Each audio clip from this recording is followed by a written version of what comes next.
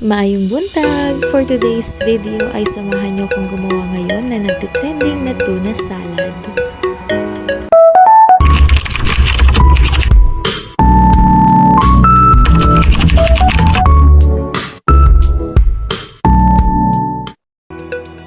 Para sa recipe na to, kailangan natin ng century tuna, pineapple chunks, optional lang to, mayonnaise, any brand ay pwede, lettuce, mas marami mas masarap. At syempre, hindi pwedeng mawala ang pipino. Kakailanganin nyo din ng carrots, any size ay pwede. Sibuyas, kung merong puti, pwede din yun. And kamatis. Syempre, hindi pwedeng mawala ang pampalasa, salt, pepper, and also sugar for balancing the taste. Ilang araw na nga talagang padaan-daan sa newsfeed ko yung recipe na to. Ang dami ko na nga rin napanood ng mga vlogger na nagagawa din ito kasi nga sabi nila masarap daw. Actually, hindi to yung first time na nakagawa ako ng salad. Mga past few weeks, gawa na din ako ng gawa kasi nga sinasama ko siya dun sa diet ko. Less rice, and sabi kasi nila kapag hindi ka nag-rice, maganda din ako makain ka ng mga vegetable salad. Syempre maganda talaga yun, lalo na kung hindi ka masyadong kumakain ng rice, so kailangan pa rin may lakas yung katawan mo. So balik tayo sa ginagawa ko after kong mabalatan yung pipino. Anyway, baka nagtataka kayo kung bakit may mga part na may balat. So, syempre, nag-iwan tayo ng ibang parts na may balat kasi nga para medyo maganda siya tingnan. Pagka na-plating na natin, may touch of greens pa rin. And din nga, tinanggalan ko ng buto yung pipino para hindi siya mag-watery mamaya kapag naglagay na tayo ng dressing. After nun, in-slice ko din siya ng pa-cubes kasi nga para mas masarap siyang kainin kung medyo bite-size lang talaga kesa dun sa medyo mga pa-oblong. Pero nasa sa inyo pa rin naman yan. Depende naman yan kung ano yung type of slices na gusto nyo. So nakadepende pa rin if gusto nyo pa-slice or pa-cubes. Depende pa rin yan sa inyo. And huwag kayong mag-alala ha kasi after ko naman siyang i-slice, hugasan ko muna ulit bago ko ilagay dun sa lalagyanan. After ng pipino, sinunod ko namang balatan agad yung carrots. Depende na din sa inyo kung gaano kalalaki or ilang pirasong carrots yung ilalagay nyo. Pero since itong carrots na nabili namin is medyo malaki, kaya isa lang muna yung ilalagay namin.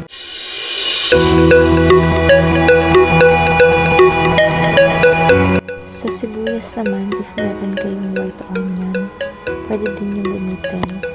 But since ito yung available na onion sa amin, kaya ito din yung gagamitin ko.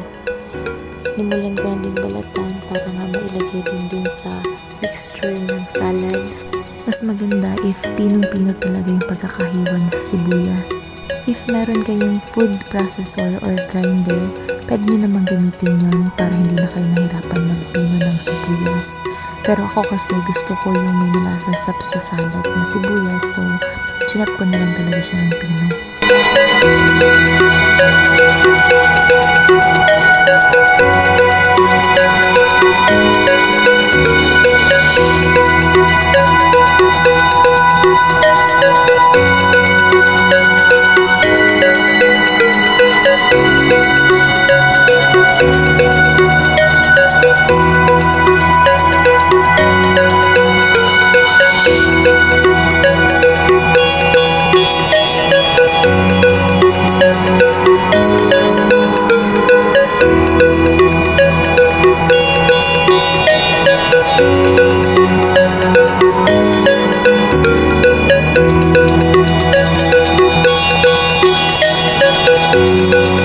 After ko mag-chop ng sibuyas, sinunod ko naman ang kamatis. Sa kamatis naman, wala namang problema if gagamit kayo nung hinog na talaga yung kulay orange na pwede din gumamit kayo ng hilaw, pero itong ginamit namin is mahinog-hinog siya na mahilaw-hilaw. So, okay lang din naman kasi masarap naman yung ganito. And of course, take note lang din na tatanggalin nyo din yung buto ng kamatis kasi kapag hindi natanggal, magkukosto na maging watery yung salad nyo.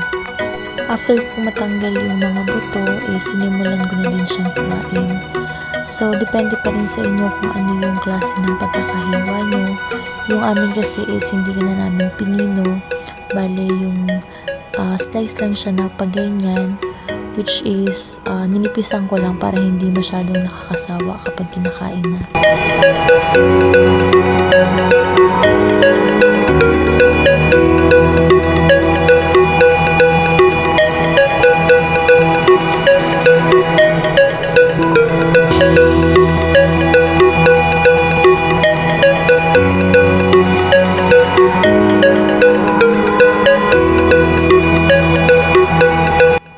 Hiniwa-hiwa ko din yung lettuce kasi parang mas masarap siya kung pino talaga malalagay, hindi yung malalaki.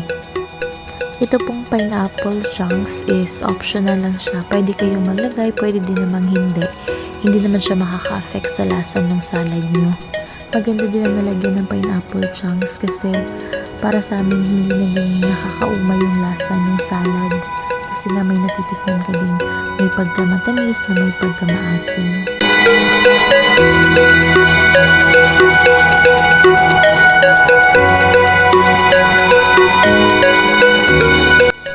Pagkabukas ko ng pineapple chunks sa lata is in-strain ko na din yung juice niya para hindi mapasama kapag nilagay dun sa mixture natin.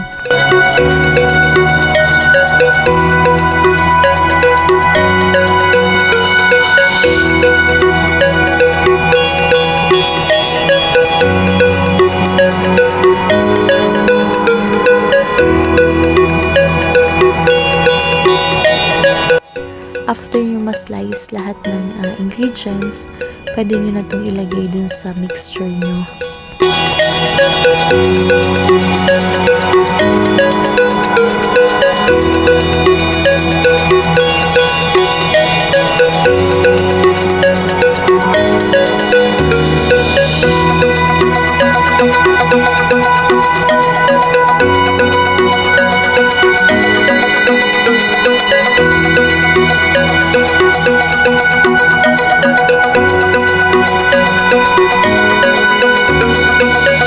And ito nga, may nakita kaming raisins. Actually, ano lang siya, tira lang to dun sa nilalagay ko sa oatmeal ko. Optional lang to, pwede kayong maglagay, pwede din hindi. Pero kami naglagay kami kasi nga pampadagdag din siya ng kulay. And masarap din naman yung raisins, lalo na kung isasama mo sa diet nyo. And syempre, ang pinaka-main character ng dish na to, Century Tuna Flex in Oil without the oil. Syempre naman, hindi natin tanggalin yung oil niya kasi ang pangit naman, di ba, kung isasama natin dun sa mixture.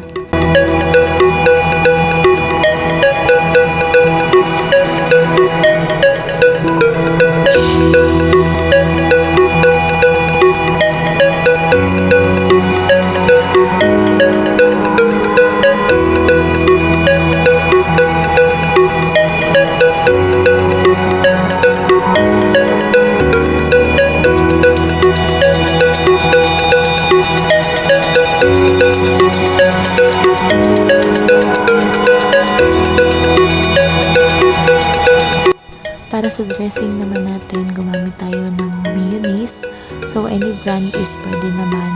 And hindi ko na din napakita sa video, pero isang buo yung nagamit kong mayonnaise dun sa mga lahat ng nahiwa ko. And then, sa calamansi naman, kailangan natin ng calamansi extract. So, gumamit ako ng 3. Hindi ko na napakita na nagdagdag ako ng isa kasi na off ko na yung video nun. Tapos, need natin ng asin. Depende na din sa panglasa nyo. If kulang yung ganyan, dagdagan nyo na lang. Iodized salt yung ginamit namin, so hindi masyadong madami yung nilagay ko. And yung nabibili lang sa mga sari-sari store, yung ginamit kong paminta para mas madaling yung masukat. So, 2 paminta yung ginamit ko dyan sa mixture na yan. Hindi na ako nagdagdag kahit na pinuno ko yung mayonnaise. And sa sugar naman, depende sa inyo. So, yan, pang balance lang naman yan if sobrang alat or sobrang asim yung matimpla nyo. After ko matimpla yung dressing, inilagay ko na din siya dun sa mixture natin. So, nilipat ko nga pala ng lalagyanan kasi medyo maliit yung napaglagyan ko nung una. Diyan ko na din siya hinalo and diyan ko na din nilagay yung dressing niya lahat. Yung nagawa natin is good for 4 to 5 person. Depende syempre sa kakain. Pero sa amin kasi is may sumobra pa hanggang dinner. So sobrang sarap ng salad na to. No wonder bakit siya trending talaga ngayon. Nakailang beses na ako actually gumawa ng salad. Pero ito, iba pala talaga yung atake basta may tuna. So, I suggest you all na subukan nyo na din to. Dahil sigurado ako talagang magugustuhan nyo to. So, that's all for today. Thank you so much all for watching and see you soon again. Bye!